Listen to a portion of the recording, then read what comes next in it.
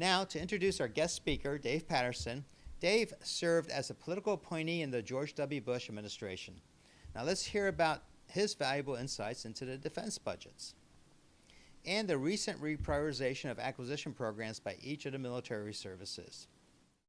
Welcome, David. It's always great to have a chance to chat with you. I think this is a particularly good time for us to talk about the defense budget. Well, it's timely. It's always good to be with you, AJ. Well, we were all a little bit worried because it wasn't clear that Congress was actually going to pass a budget.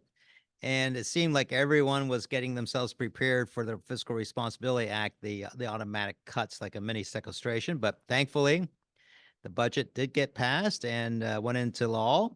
And then about the same time, we also had the president's new budget to consider, right? That's right. I mean, one of the things that is kind of unusual about the Department of Defense that at any one time you have the opportunity to be looking at least 3 budgets and possibly 4 at the very same time. I guess I've never heard it put that way before, but that certainly makes what is already a confusing situation even that much more confusing, or perhaps even chaotic. Yeah, bordering on chaotic. Right. I guess this summer, what you're referring to is they're going to be palming for yet the next fiscal year budget. That's right. You'll have 2026 actually should be done within the services in May, and then handed off to OSD sometime around July, and they'll be looking at it and analyzing it for a September transfer over to OMB. Right. And then we'll just repeat the same cycle that we've had for the last over a decade in terms of continuing resolution, debates in Congress, certain things being held hostage in Congress over whatever the political issue is at the time, and then ultimately at the last minute, a defense budget getting passed into law like we just recently saw. I like to look at the continuing resolutions as a signed confession that Congress can't do its job. Yeah, I think I recently had heard one of the senior members of Congress actually come out and say that they should not get paid until the budget is passed. In fact, they cannot leave Washington until the budget is passed. But I think that was a lonely voice. Probably not coordinated with his colleagues. Yes. So let's get on to your insights on the budget of this year, of the year that's remaining, and then what the president's budget looks like for next year. Yeah, I think you're right about the way you characterize that, the budget that's remaining. And that's really an important aspect, because what you have now is you have a roughly, by the time the warrants are let and each of the services and everybody gets their allocation of funding, there'll be about 6 months for them to spend a full year's anticipated appropriation. That means that the Congress is going to be looking at July for all the rescission bait that's out there, and which is never a good idea for the services. But at any rate, I don't think you can actually talk about this budget either without thinking about it in terms of increase, decrease versus the rate of inflation. Each of the services and the defense-wide account has only increased on average about 1 to 2% over the last 3 years. And the inflation rate has been an average of 5%. So you have a roughly 3% trending downward, which is probably not a good idea when you consider the kinds of threats that we face. I guess that becomes exacerbated within certain accounts, given that there's a high level of mandatory spend, healthcare benefits, wages, all of those things, which essentially are non-discretionary spending. No, that's exactly right. Yeah. And also you throw in the fact that a lot of the accounts are 2-year accounts, 1-year account, and so forth, that the money has to be spent. Particularly troubling is O&M, which is 1-year money. And so it's always a challenge. So were there any significant winners or losers in this year's budget appropriations that we should all be aware of? Well, if you're in the Air Guard, you got 8 additional C-130Js. I think that, Well, that's fantastic. It's an yeah, incredible, it's an right. incredible airplane. Yeah, if you're looking for 1953's technology, you're right there. But I think that the the the military personnel account probably was plussed up, Mhm. and actually you have O&M surprisingly is going to be a little bit better. All of the services, however, did reduce that, but I think that it's going to be pretty much across the board. You're looking at roughly about just 1% increase, and again, you're going to have to worry the inflation aspects. What was encouraging, I do think, is that the new budget, that just went across, did have a significant amount of things that are very important. For example, the nuclear investment with nuclear submarines and the Sentinel program, and so that was encouraging, I think. Yeah, and indeed. I recall just beginning maybe about a month and a half, 2 months ago, each of the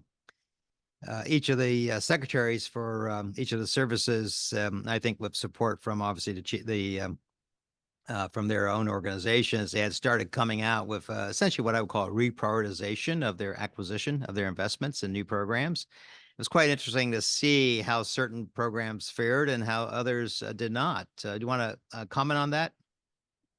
Well, it's I would take a look at what the various services said that they really weren't that interested in, and then look at their unfunded priority list, and oh my gosh, Mhm. there they are again. Uh, and so there's a lot of gaming that goes on. I think that it's fair to say, and that if you're going to have an unfunded priority list, you would be smart to put those programs that are particularly dear to specific congressional constituents, because they'll put them back. And I think that one of the things that has been put back that I found a good thing has been the sub-launched nuclear cruise missiles. Hmm.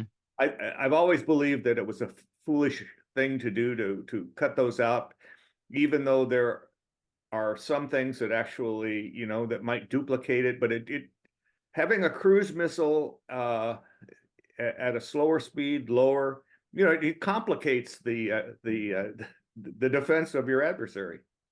Indeed. How about the announcements by particularly the Navy in terms of, now for almost, I would say a decade, the investments in the 6th gen fighter. I mean, you spent so much of your time, particularly with us at SMA, in your previous time with us around the F-35, the 5th gen fighter. And then I was actually quite surprised by the Navy's explicit announcement about them considering a delay in their version of the 6th gen. And I suspect the Air Force is probably also reprioritizing around that. Well, it's one of those things where it's easy money to transfer, Uh-huh. and I think that in the 25 budget they have wanted to spend more time with O&M readiness, and then military personnel as well. But there's also another element here when you're dealing with things that are particularly in the ether, like 6th gen fighters, and that is there's an enormous investment up front in the kinds of science and technology and developmental costs that really dwarf a lot of the other accounts. And it may very well be that they realize that they could, in a constrained budget, something has to give, and they just couldn't afford to do that. And as you mentioned earlier, there's certainly a good degree of gamesmanship that is going on here, right? And so some of those accounts might get restored from Well, congressional action. I, Clearly. yeah, I think that's true. But I would say that with a certain amount of caution with the 6th gen fighter. Hmm. One of the things, though, that I think that I was surprised, and I think that it was a kind of staggering, actually, if you think about it, and that is in the 24 budget, versus 23, the personnel account, the active duty end strength was cut by almost 32,000 people. That's a And lot. it is, and then in the 25 president's request, you have roughly 1,700 people that the Army says they don't need, and the Navy's end strength is down by 5,000. Now, the cynic, of course, says, well, they just can't recruit enough people to fill those places. As we know, all of the services have had their own individual, unique challenges around recruitment. I think the only organization that has not had that problem is the Space Development Agency. They seem to have a surplus of folks trying to apply for the positions there. Well, it's a shiny new thing, right? Well, also they have fantastic, cool uniforms, from what I They hear. have cool uniforms. Oh my gosh, you know. Captain Kirk would love to have that uniform. Yes, yeah. Well, they do seem to be recruiting the best and the brightest, which is great to see. I want to just comment a little bit about the Army. I think some of the Army's recent announcements about their acquisition programs actually quite perhaps a surprise to many folks, including me. Yeah, I think that the cancellation of FARA was a surprise. I think that the Army, I mean, at some point, as the saying goes, there's going to be some explaining to be done to basicly throw $2 billion down the dumper, and Yeah. not have any better explanation than, well, we've rethought things after looking at the experience in Ukraine. I found that odd, since the real threat is in the Pacific, and you try to reconcile. Let's see, island fighting, Ukraine landlocked for all intensive purposes. It just doesn't make much sense. Yeah, and I think also their announcement, I believe they also curtailed the enhancements to the Paladin system with the new artillery and for a longer range position. And that seemed to have gotten curtailed. There was a program underway for, I think, the last Right. 3+ years around that. And it was aspirational for years before Yeah. that. And what was unusual is that the testing by all accounts was going very well for that. Yeah. Is that where I think you were in the building when Crusader was canceled. Oh, Was that right? that's right. Yeah. But that was a much different calculus for Crusader, because it was extraordinarily expensive, and you would have been spending almost your entire artillery budget on one weapon system, which was not demonstrably better than what you had. And it was just, I mean, it was on the books for years and years and years, and it was another one of those Cold War legacy programs that just couldn't cut it in a more modern setting.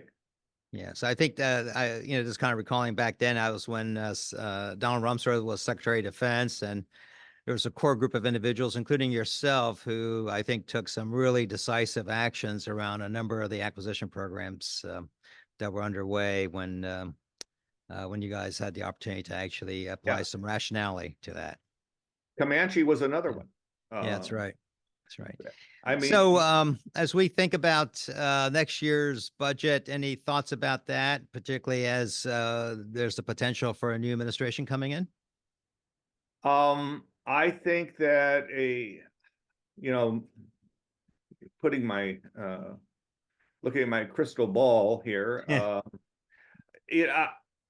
If the Biden administration continues, I don't see any particular change in the trajectory of the budget. I think it's going to have a slow downward trend.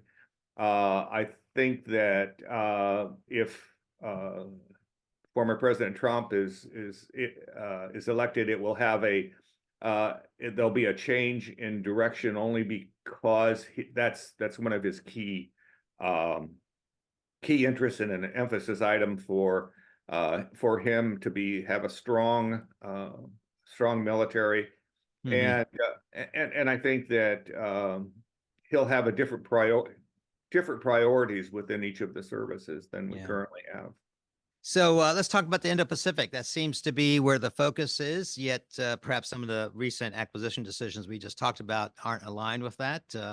Any thoughts about kind of as we look forward in the future here in terms of future budgets? We'd love to get your insights on Yeah. that. Well, I think there's going to have to be not to be overly punished, but a sea state change with regard to the Indo-Pacific. China, if indeed it is the major threat that the United States faces, both militarily and economically, then there's going to have to be a corresponding reflection of that in the budget. And currently, the budget doesn't do that. And former chairman of the House Armed Services Committee, Mac Thornberry, is particularly interested in this, in as much as he established the Pacific Deterrence Initiative. And it is not being funded as he had anticipated that it would be. The Indo-Pacific Command requested somewhere in the neighborhood of $15 billion. It was funded last year at $8 billion, and the Congress put in a little bit more, but it's going to require a lot more than what's in there currently. It is it's obvious, I guess, to anybody who looks at a map, but the distances are truly staggering when you start to think about millions of ton miles to try to get things moved around within the Pacific, and currently the limited number of remote bases that could be used. And it's going to be a challenge, and regardless of how much money is spent, it's just that staggering a problem. Yeah, indeed. I think, and particularly challenging for a couple of the services in particular, right? And I think every service has spent over the last, I don't know, several years at least trying to really sort out strategically what role they will play in the future in the Indo-Pacific. And it seems that there's been at least a mindset change in terms of much broader willingness to adopt unmanned capabilities, particularly for the Indo-Pacific. But again, I mean, even the unmanned capabilities have to deal with long distances in order to get to a target area. And I think one of the things that if you look at the unfunded priority lists of the various unified commands as well as the services, what you find is that Indo-PACOM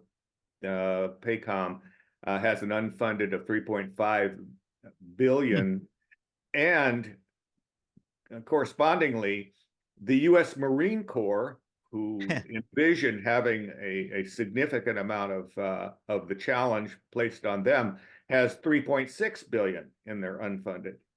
So you can see that at least those who are responsible for executing the problem have seen that they're far much poorer than they would like to be. Well, I think that's kind of been the history with the Marine Corps, incredibly effective with using the little bit of acquisition dollars that they have always received historically, and I think it's that issue is going to be particularly more challenging here as in the coming years for them, particularly as they try to sort out how they can perhaps operate semi-independently of the carrier battle groups, and they have a critical role to play in the Indo-Pacific. It's I think any thoughts about kind of what the next several years, what we should be anticipating in terms of each of the services and what could happen in terms of, folks for industry that Right. rely on, new programs getting started? Well, I think that that all of the services, if you have an industry that caters to shiny new things, it's going to be innovation, and the replicator program seems to be getting off the ground, albeit slowly, but still it's moving steadily. I think that obviously unmanned vehicles are going to be important. And you're seeing it right now. The investment, internal investment, IR&D kinds of investment by companies, it kind of reflect that. I think that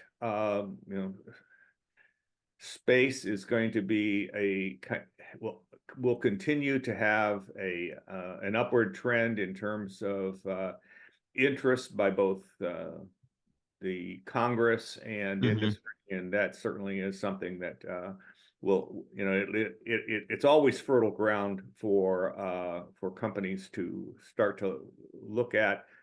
I think that with the reduced end strength for the Army will probably start to look at ways and they already are. I mean, it's not like it's a new idea, but to enhance the capability of each one of their soldiers to do a better job in combat.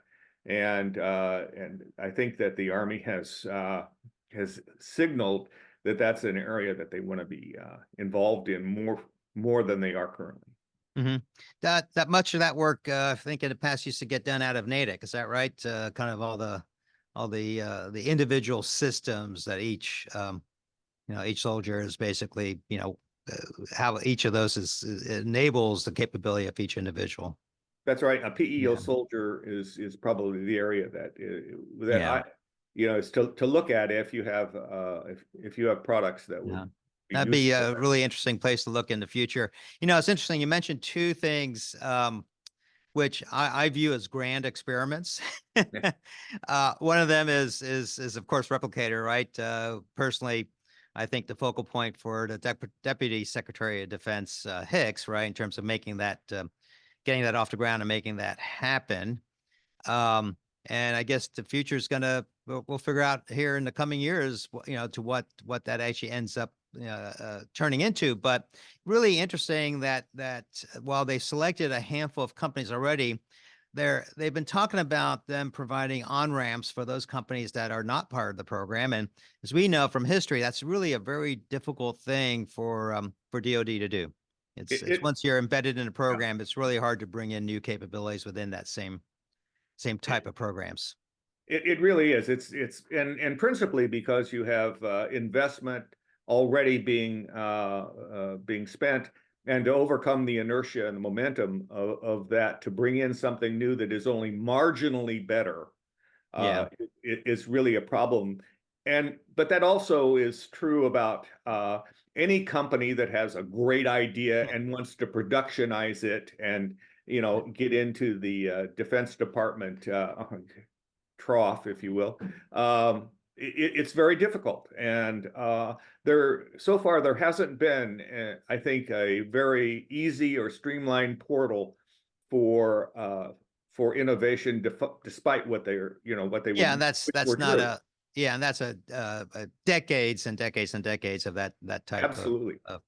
challenge.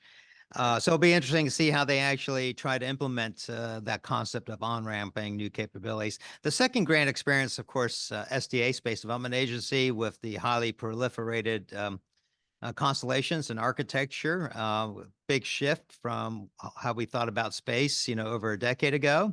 Hmm. And they're just at the point, I think, in a number of the areas, basically getting to the point of an initial operating capability.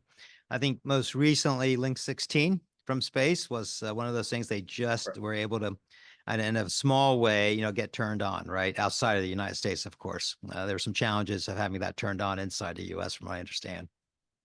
Uh, Bandwidth and frequencies, yes.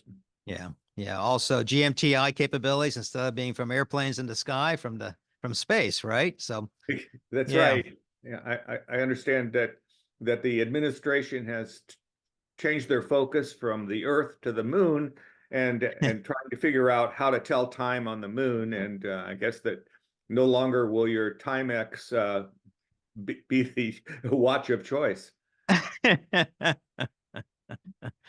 Indeed. Yeah, indeed. Any other thoughts before we close off?